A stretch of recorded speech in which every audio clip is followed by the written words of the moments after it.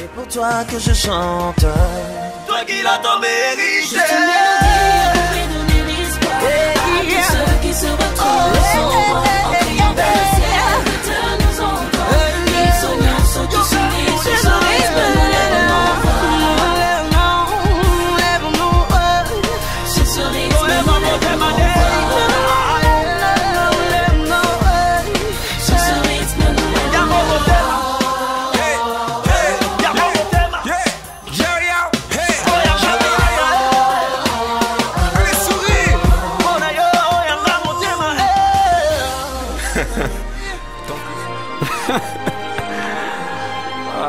Shalom, shalom chez vous et bienvenue dans votre émission Santé Pure, notre émission pour les jeunes, par les jeunes, avec les jeunes. Nous sommes encore là afin de continuer le numéro que nous avons commencé la fois passée. Nous avons parlé de la joie, nous avons défini, nous avons eu des invités qui se sont défendus par rapport aux questions que nous avons eues sur la joie. Alors aujourd'hui, nous voulons continuer, mais cette fois-ci, nous voulons parler de la joie de servir le Seigneur. Alors, le Seigneur nous appelle à le servir avec joie. Servir Dieu est un privilège, ce n'est pas une contrainte. Non, ce n'est pas du tout une contrainte. Au contraire, c'est un véritable appel glorieux que le Seigneur nous donne. Alors, nous allons développer ce thème sur ce plateau. Avant que nous ne puissions entrer dans le vif du sujet, je m'en vais présenter les invités qui sont sur ce plateau. Alors, je me tourne vers ma droite pour présenter le frère Chris Kabongo. Bonjour et shalom, frère Chris. Shalom, maman Pamela. Vous allez bien? Très bien. On est content de vous recevoir sur notre plateau et c'est un privilège. Merci d'avoir accepté Le plaisir est partagé. Notre invitation. Merci beaucoup. Juste à côté du frère Christ, il y a une ravissante demoiselle, la sœur Neftali Moukania, Kariboussana. Merci, sœur Pamela. Et bienvenue dans notre émission.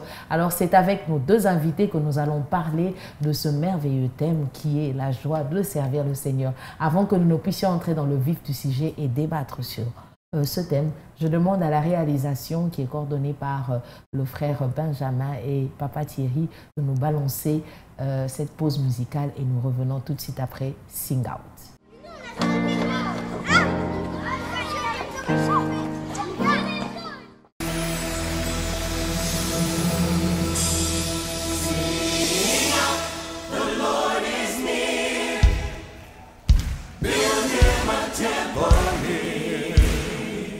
A palace of praise, a throne of thanksgiving, made for the King of Kings.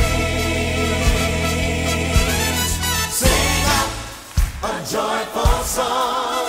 His love goes on and on.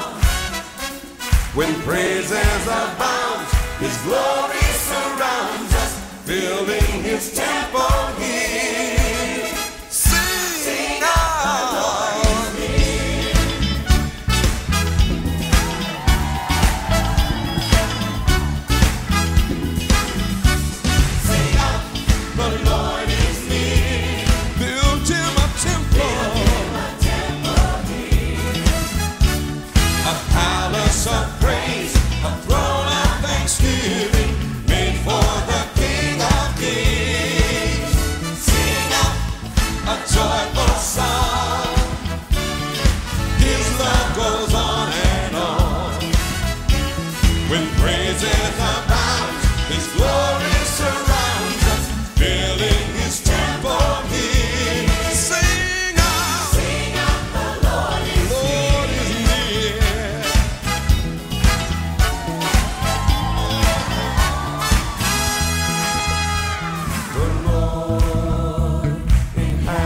The song of His saints and lives in their praises.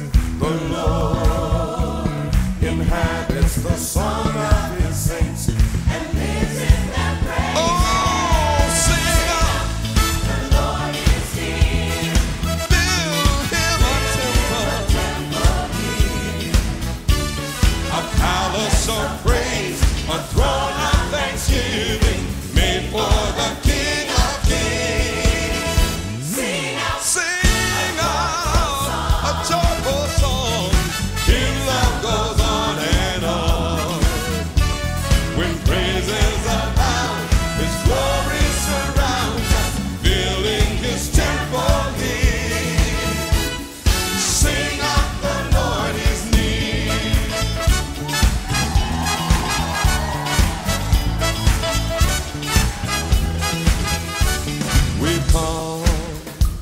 to worship together as one with music and singing.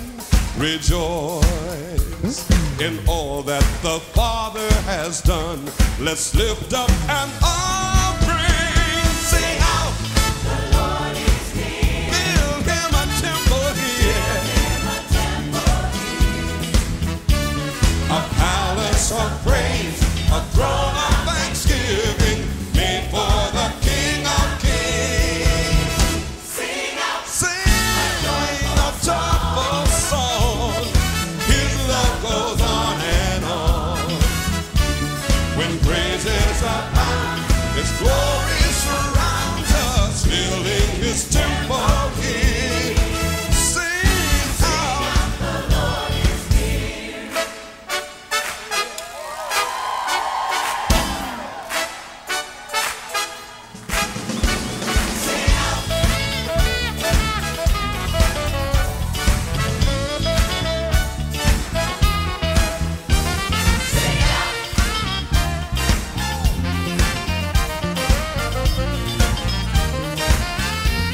Sing out. The Lord is near. Build him a temple. A palace of praise, a throne of thanksgiving, made for the King of Kings. Sing out a joyful song. His love goes on and on. When praises abound, His glory surrounds us, filling His temple here. Build him a temple here. Build him a temple here. Sing out, the Lord is near.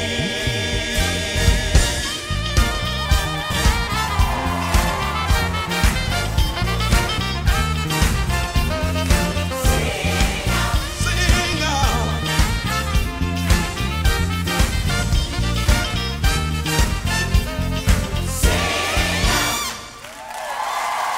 De retour sur ce plateau après cette belle transition, je vais y arriver, transition de Ron Kenoly, Sing Out, qui veut simplement dire chantons.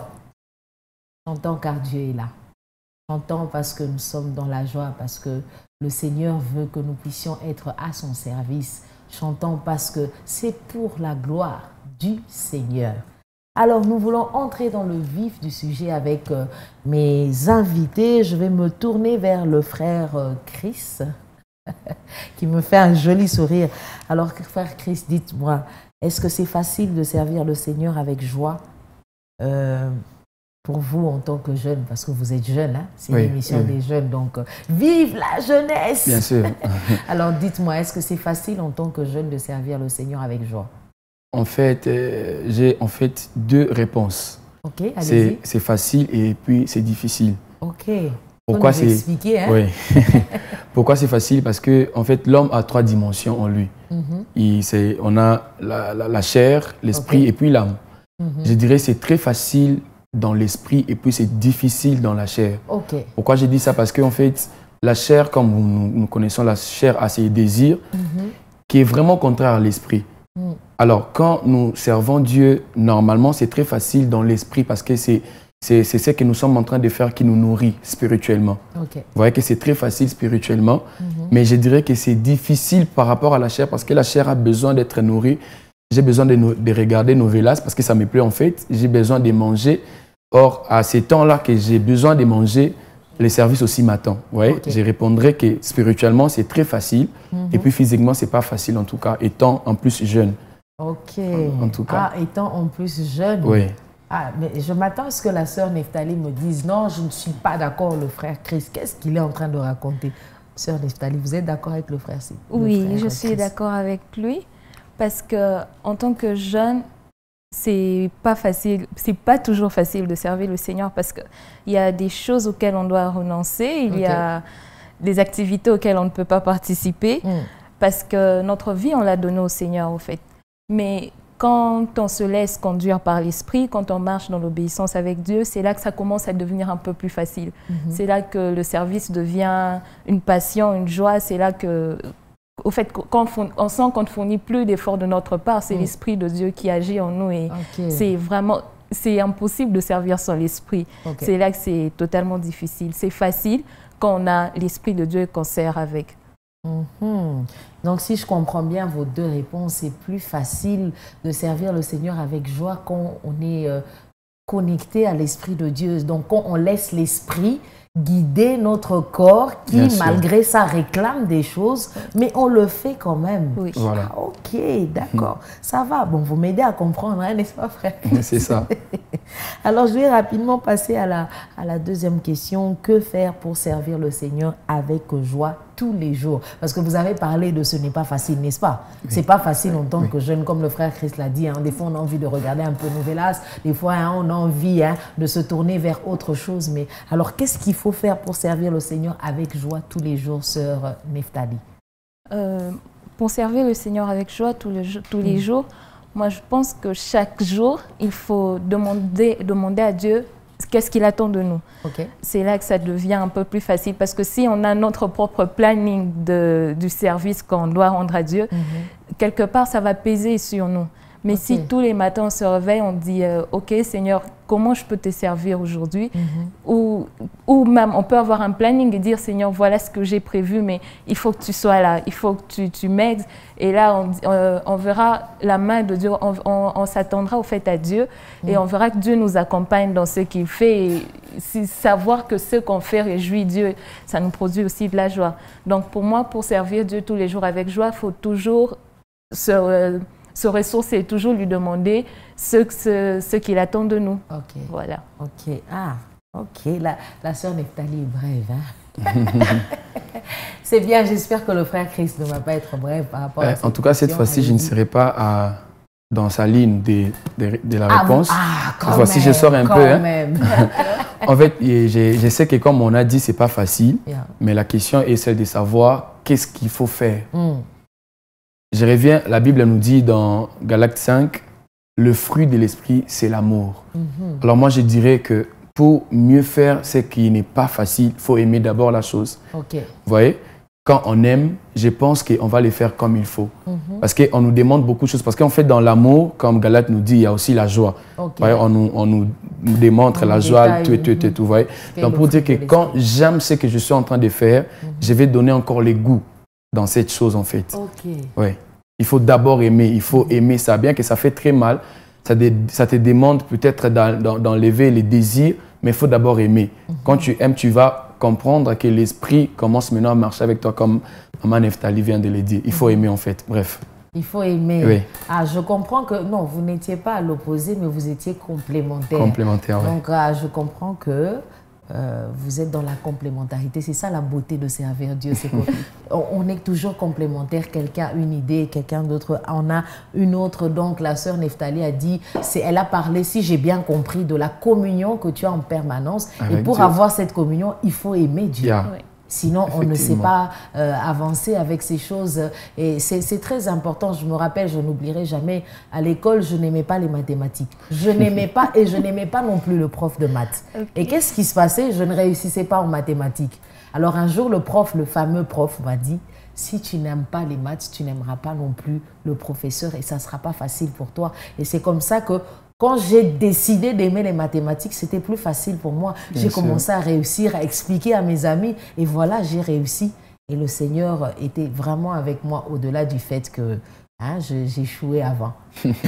C'est un peu ça. Donc, c'était juste pour dire à nos téléspectateurs qu'il faut aimer servir le Seigneur, c'est ça qu'il faut faire d'après le frère Chris et la sœur Neftali. Il faut avoir la communion. Alors, je passe à la troisième question. Que pensez-vous du verset qui dit « La joie du Seigneur, c'est notre force » Sœur Neftali.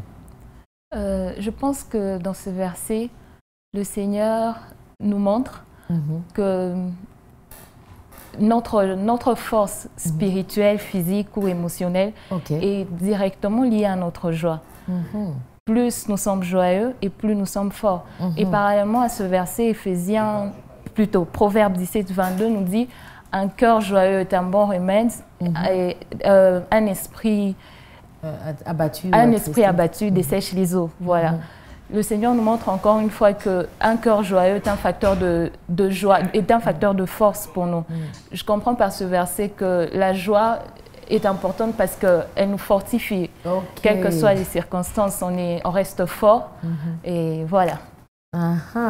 Donc ça nous fortifie, la joie du Seigneur. Alors frère Chris, qu'est-ce que vous dites? Qu'est-ce que vous pensez de ce merveilleux verset qui dit « La joie du Seigneur, c'est notre force ». En tout cas, j'aime cette question. Ça m'amène dans beaucoup de choses dans la Bible, en tout cas. C'est Néhémie qui est en train de dire ça. Néhémie 8, 12, si je ne me trompe pas. En fait, la joie du Seigneur fait notre force. Pourquoi, en fait, il a dit ça? Parce que je suis dans la Bible, dans Hébreux 12. Hébreux 12, le deuxième verset. Si je peux lire vite. Allez-y. La Bible dit, faisons-le en gardant les regards sur Jésus, qui fait naître la foi et l'amène à la perfection en échange de la joie qui lui a été réservée.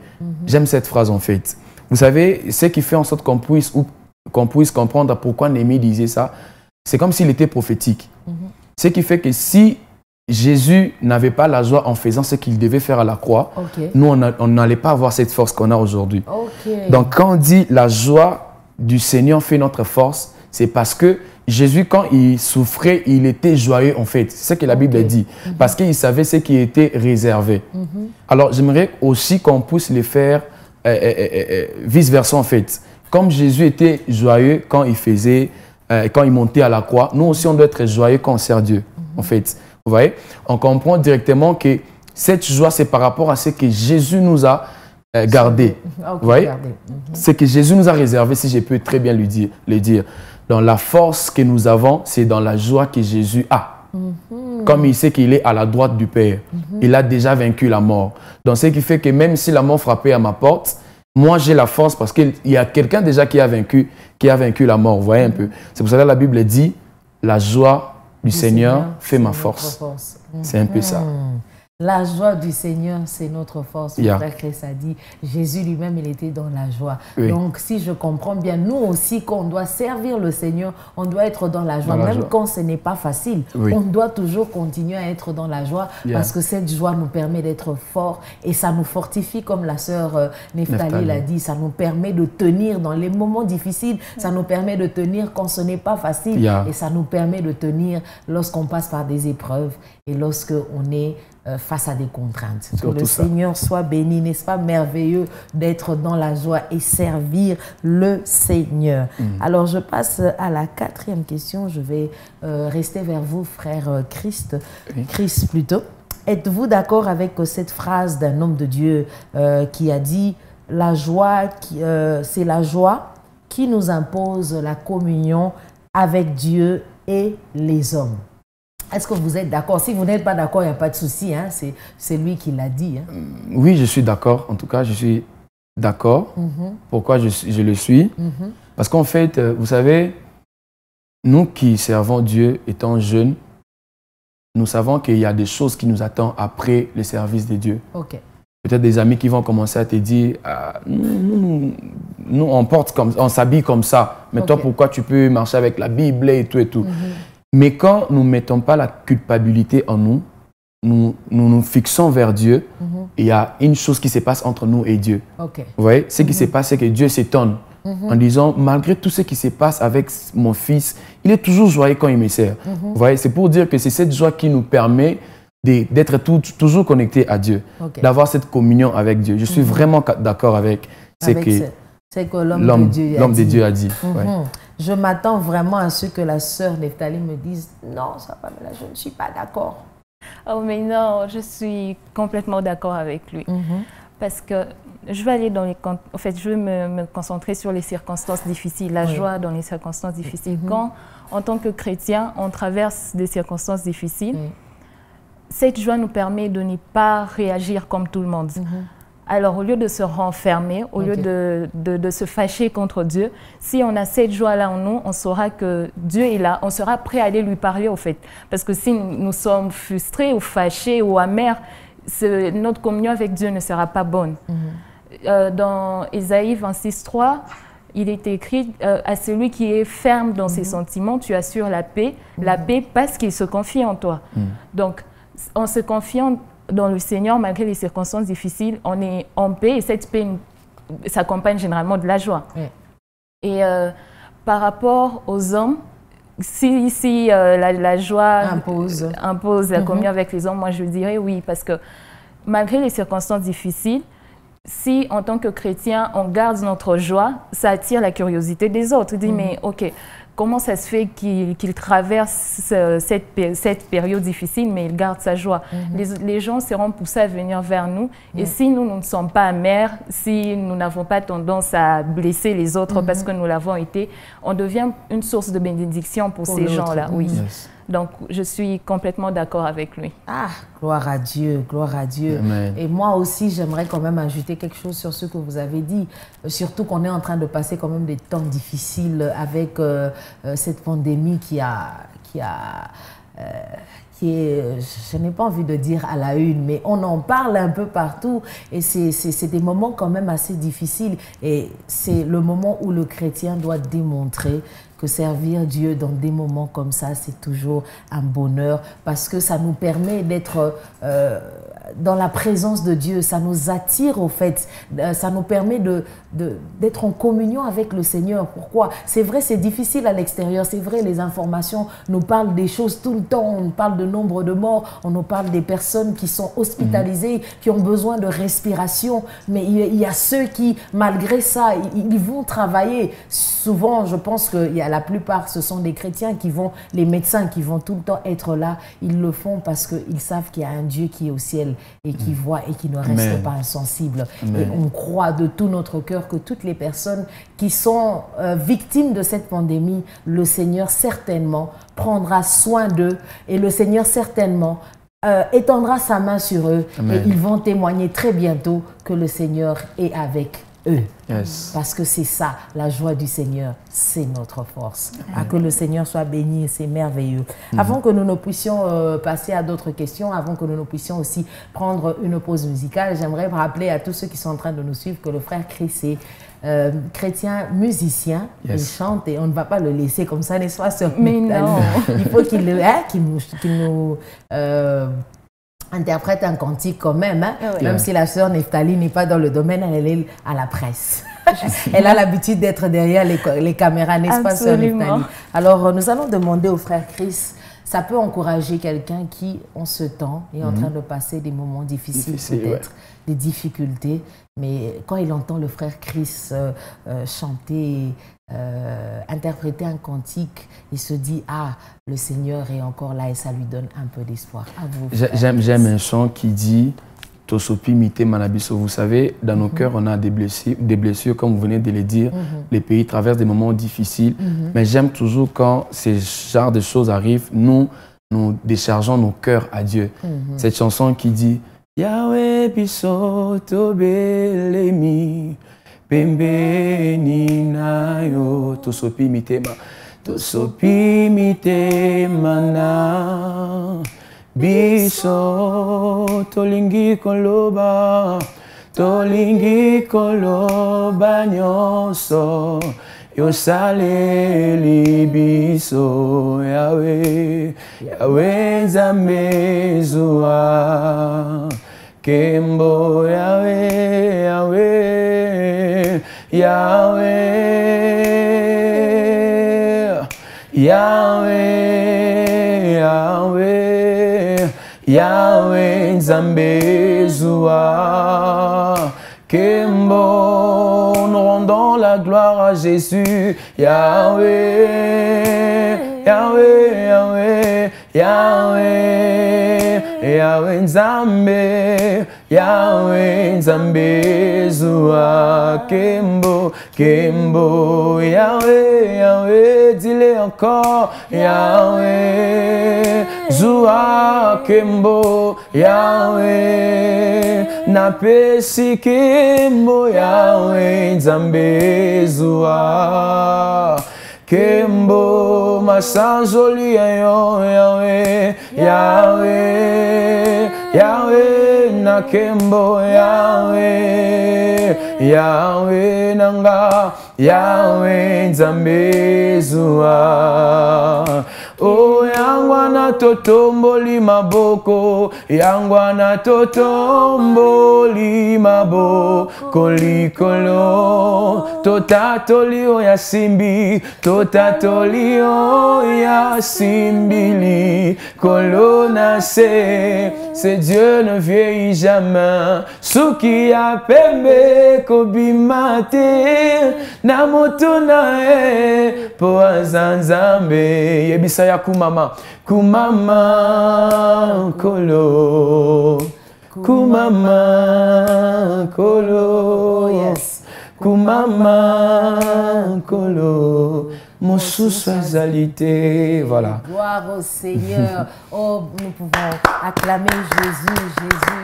Que le Seigneur soit béni. J'espère que ce chant a fait du bien à quelqu'un. Ce chant a béni quelqu'un. Ce chant a reconforté quelqu'un. Ce chant a permis à quelqu'un de comprendre que Dieu est toujours avec nous. Amen. Alors, nous voulons encore prendre une pause musicale que la réalisation nous propose. Cette fois-ci, nous allons aller avec notre frère Marcel Mbungu avec la joie du Seigneur.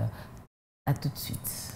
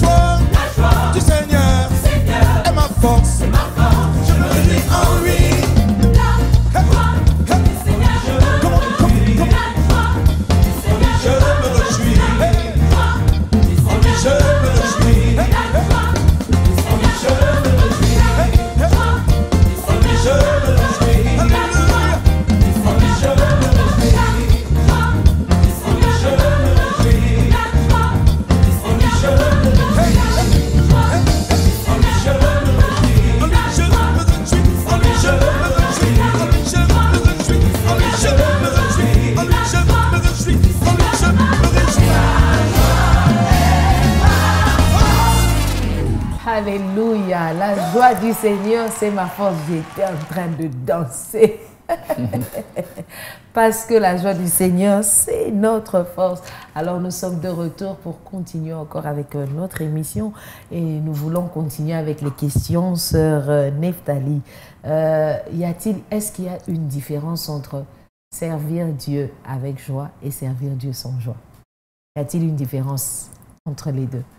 Oui, il y a forcément une différence. Parce que celui qui sert Dieu avec joie le fait de tout son cœur. Et ce service est forcément agréé par Dieu. Alors que celui qui ne le fait pas avec joie, dans l'Ancien Testament, dans Deutéronome 28, 47 à 48, on peut lire comment Dieu punissait celui qui ne servait pas avec joie.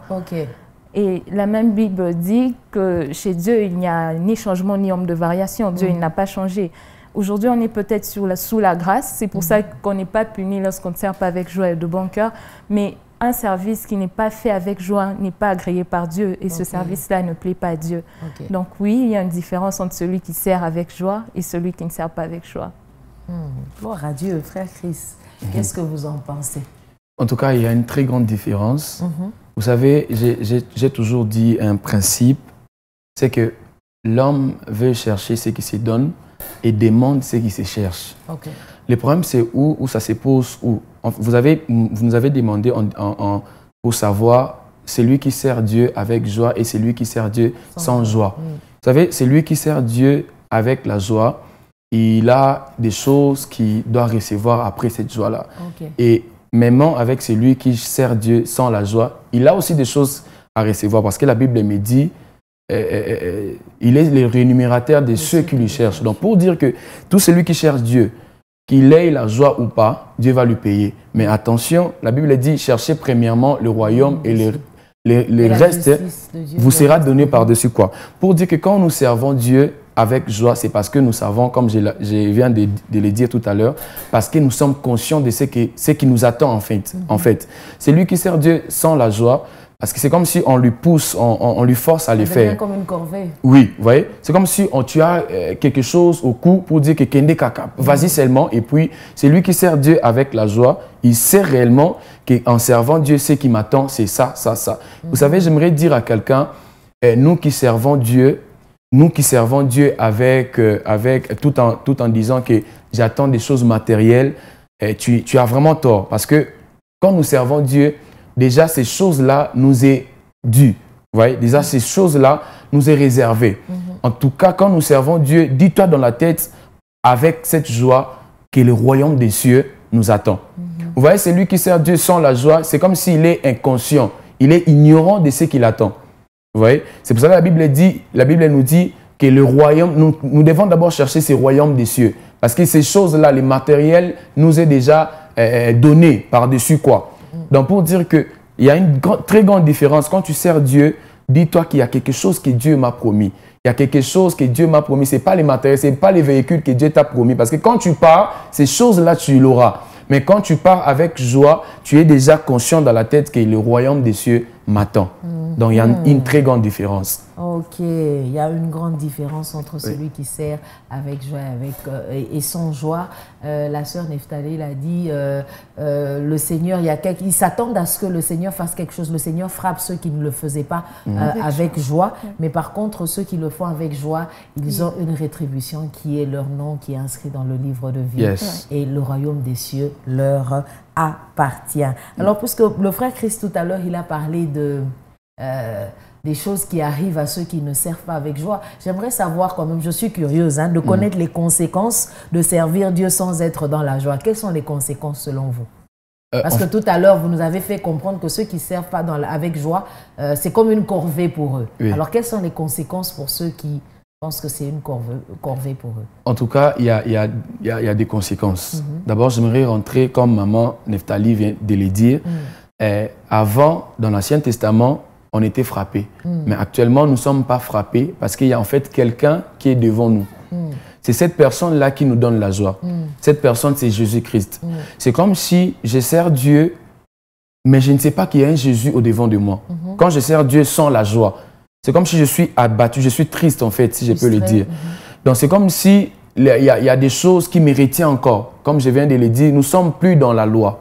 Si j'étais dans la loi, je pouvais le faire en disant que bien que je suis en train de partir pour me rencontrer avec un sacrificateur, mais je ne vais pas voir Dieu. Mais actuellement, nous sommes dans la grâce. Mais Jésus, là où il est aussi frustré. Pourquoi? Parce qu'il se demande, la personne qui vient vers moi, il n'est pas joyeux.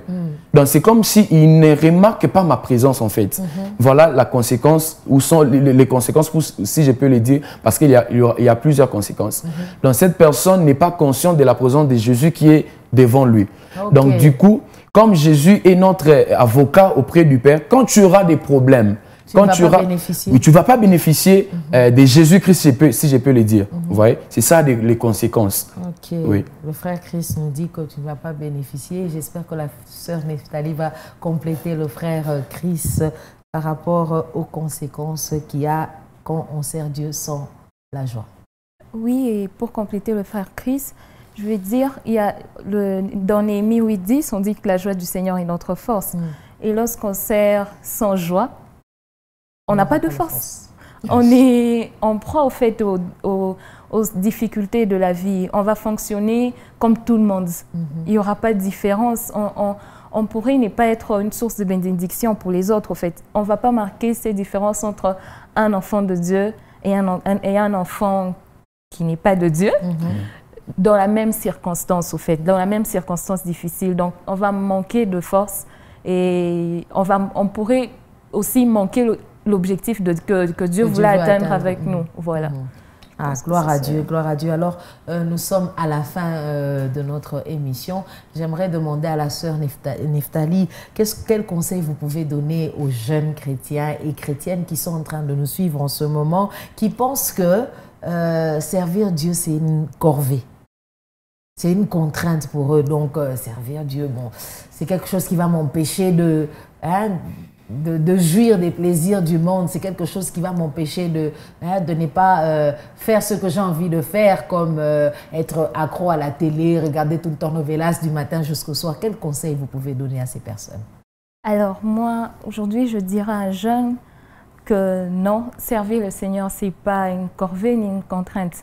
C'est plutôt un privilège d'être au service du roi des rois. C'est vraiment un privilège parce que ça devient une contrainte quand on se base sur ses propres efforts, quand on croit en soi au lieu de se confier dans le Seigneur. Dieu n'attend pas de nous que nous puissions fournir des efforts inhumains. Non, ce n'est pas ce qu'il veut. Tout ce que Dieu attend de nous, c'est que nous soyons disponibles. Il ne demande rien de plus. Si nous sommes disponibles, c'est lui qui viendra déposer en nous la force et la joie de le servir. Jésus dit, prenez mon joug, il est doux et léger. Et donc, c'est lui qui va le joug, le service du Seigneur n'est pas dur. Il n'est vraiment pas dur quand on se laisse conduire par Dieu. Tout ce que je demande à un jeune, c'est de dire à Dieu, Seigneur, je suis là, disponible à te servir. Utilise-moi, remplis-moi, parce que de mes propres efforts, je ne pourrai rien. De ne pas compter sur lui-même, mais de se confier dans le Seigneur. Gloire à Dieu, frère Chris. Alors, ils aimeraient aussi entendre quand même l'homme qui chante, l'homme qu'on voit à la télé. Ils ont entendu la sœur qui est toujours derrière la caméra. Maintenant, ils veulent le frère qui chante. Wow. En tout cas, comme conseil, j'aimerais parler à la conscience des jeunes. Vous savez, j'ai aimé ce que Maman Nephtali a dit. Quand nous venons vers Dieu, ne venons pas... Parce qu'il y a beaucoup de gens, je sais que tu te demandes des questions, tu te dis avec ce que tu as honte peut-être de servir Dieu. Or, la Bible me dit, venez à moi tel que vous êtes. Vous savez ce que j'aime aussi dire un principe, j'aimerais aussi te le dire. La vie que nous menons est une vie éphémère, mais il y a une vie éternelle qui nous attend. Amen. De même que tu peux nourrir ton corps avec les boucaries, tu dois aussi nourrir ton esprit en servant Dieu. Vous savez, après tout ce qui se passe sur la terre, il y a une vie qui nous attend. Alors, j'aimerais t'inviter, toi qui te dis souvent, tu ne peux pas servir Dieu comme tu es. Tu ne peux pas chanter avec une manche voix. J'aime toujours le dire, ce n'est pas la voix qui chante. C'est l'esprit qui est derrière la voix qui chante. Avec toute ta conscience, si tu sais réellement que tu peux servir Dieu, que ces problèmes ne puissent pas t'interdire, à servir Dieu. Viens tel que tu es, viens tel que tu es. J'aime toujours le dire, comme mon pasteur m'a toujours dit, lui, il n'interdit pas, je peux dire, une pute de venir à l'église. Vous voyez? Même si tu as des problèmes, même si tu as des difficultés, c'est pour ça que la Bible dit que venez à moi tel que vous êtes et puis moi, je vous déchargerai. Vous voyez? Donc, pour dire que Dieu ne veut pas que celui qui est complet puisse venir vers lui. En fait, Dieu aime celui qui a de la charge. Donc, viens comme tu es. Il y a un Jésus qui peut changer ta vie et puis tu peux servir Dieu parce qu'il y a une autre vie qui t'attend. C'est ce que je peux dire à un jeune maintenant là. Alléluia, gloire au Seigneur. Ah, j'aimerais aussi donner un petit conseil à ceux qui sont en train de nous suivre. Tu es jeune, tu as encore les passions de la jeunesse qui sont en train de te réclamer. J'aimerais te dire que ces passions passeront. Mais la vie éternelle, c'est en Jésus-Christ. N'hésite pas de servir Dieu. N'hésite pas de recevoir Jésus comme Seigneur et Sauveur. Parce que la joie du Seigneur, c'est notre force. Et il y a un bonheur, il y a une merveille d'être au service du Seigneur. Et c'est beau d'être au service du Seigneur parce que le Seigneur lui-même, il est la beauté et il fait des choses incroyables dans notre vie. Ne te décourage pas et ne pense pas que servir Dieu est une corvée ou une contrainte plutôt, mais c'est plutôt un bonheur et une joie.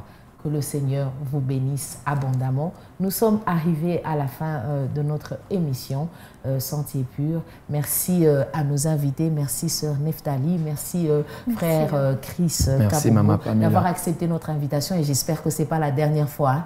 J'espère que vous allez encore nous visiter et vous allez nous faire le privilège de répondre encore à notre invitation. Alors, nous sommes arrivés à la fin. J'aimerais dire merci à l'équipe qui nous a accompagnés aujourd'hui, le frère Benji et Papa Thierry. Merci aussi à vous qui nous avez suivis dans nos maisons. N'hésitez pas à nous écrire sur le numéro WhatsApp qui s'affiche sur le bas de l'écran. Et n'hésitez pas aussi à suivre les émissions qui passent en ligne sur YouTube, sur Parole Éternelle TV. Le Seigneur ne manquera pas de vous faire du bien. Alors je vous dis, d'ici là, portez-vous bien et à très bientôt. Ciao, ciao.